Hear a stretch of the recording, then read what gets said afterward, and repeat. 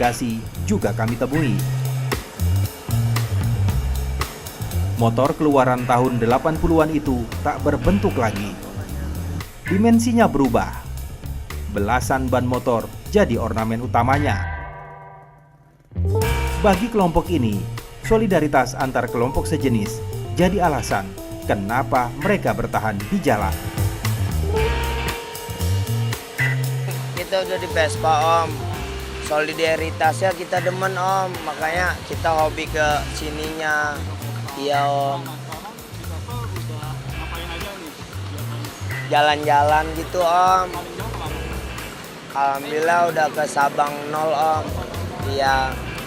Biasanya kalau berangkat gitu itu modalnya sendiri apa? Kita punya modal dari rumah sekian. Kita punya gitar, udah.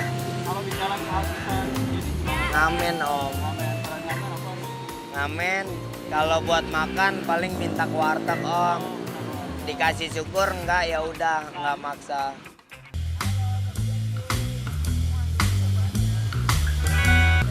Berbekal gitar kecil yang selalu dibawa, hasil mengamen juga digunakan untuk membeli bahan bakar. Ada uang selebihnya kita jajan-jajan cemilan atau es. Selebihnya ngobrol, sharing. Pernah minum-minum kayak gitu? Minum-minum sih ada aja, Om, yang ngasih. Cuman nggak pernah beli sampai sendiri, Om. Iya, sayang banget kalau beli sendiri, Om. Mending buat beli bensin. Bener, Om. Bagi polisi, skuter-skuter modifikasi ala Amat, Kempot, dan juga benjol jelas melanggar peraturan. Dimensi motor yang berubah, STNK pun tak ada. Kalaupun ada, komponen skuternya sudah tak sesuai lagi. Apakah kendaraan-kendaraan ini sudah memenuhi persyaratan? Ada STNK-nya, ada BPKB-nya tidak? Gitu. Artinya, kalau memang ada perubahan bentuk dan sebagainya, tentu juga harus mencantumkan persyaratan-persyaratan. Ya.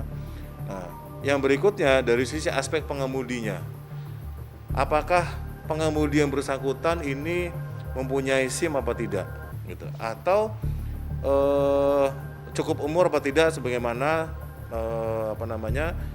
ditetapkan dalam undang-undang bahwa umur seorang apabila menggunakan kendaraan di jalan harus memiliki SIM.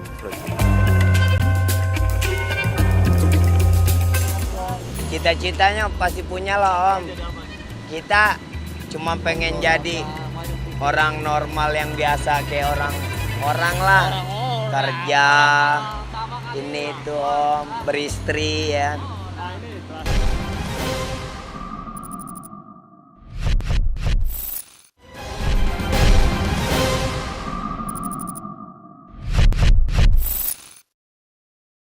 Wah, ada guguknya juga nih, ikut terus nih kemana-mana. Iya, itu gara-gara motor. Oh gitu. Ini udah pernah dibawa kemana aja motornya? Keliling kemana aja? Kemarin ke Sumatera. Sumatera pernah? Waduh. Bahan-bahannya apa aja sih bikin ini? Iya, besi.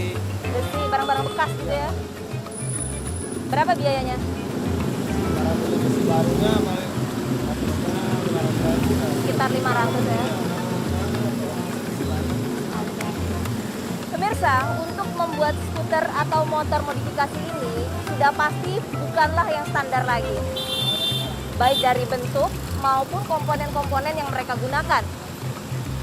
Lantas bagaimana pandangan dari polisi dan juga pengamat sosial melihat keberadaan mereka? Saya Prima Fernia, sampai jumpa.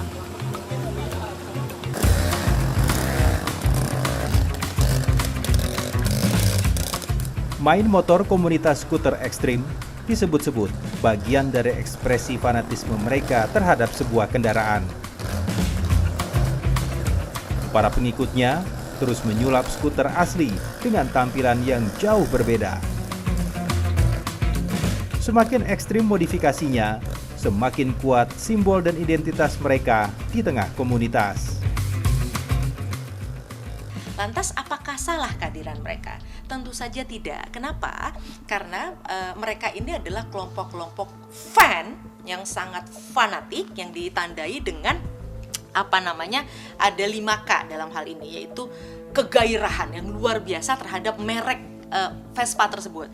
Lalu kemudian kegairahan itu menimbulkan komitmen yang besar untuk selalu menggunakan, lalu kemudian memunculkan keinginan untuk koleksi, lalu untuk terus konsumsi, dan akhirnya adiksi untuk terus memakai. Nah, dampaknya apa? Nah, ini berdampak pada 5K juga. Ini menjadikan Vespa itu, kelompok komunitas Vespa itu menjadi keluarga bagi mereka. Nah, kenapa? Karena ini melahirkan kenyamanan ketika bersama dengan sesama anggota komunitas. Lalu kemudian komunitas ini menjadi yang ketiga, menjadi katalis pelepas kepenatan, ketidaknyamanan, kestresan dan sebagainya, gitu ya.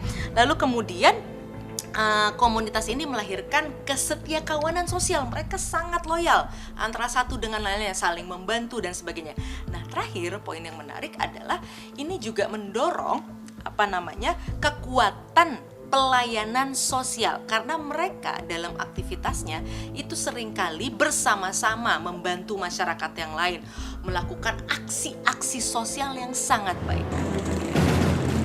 Kelompok skuter ekstrim itu kini terbiasa mengendarai motor yang tak standar lagi hingga keluar kota, bahkan luar pulau. Polisi menyebut ada pelanggaran pidana di balik hobi motor ala skuter ekstrim.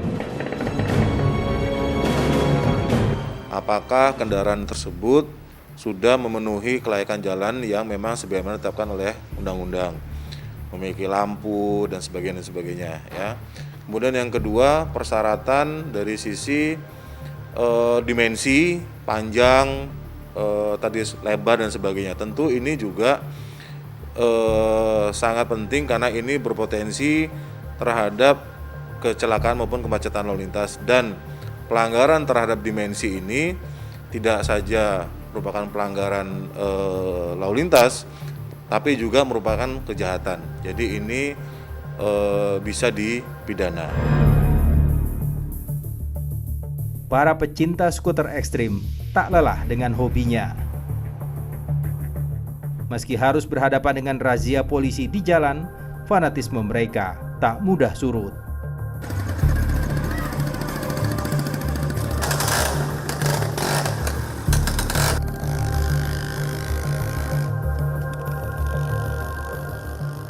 Siapa juga selagi Vespanya misalnya trouble apa gimana, kalau gue bisa betulin, lo nggak usah mikirin nominal. Gue harus bayar berapa nih, nggak usah. Selagi lo masih main Vespa, selagi gue bisa bantu, gue bantu. Hobi gue di Vespa, hobi lo sama hobi gue.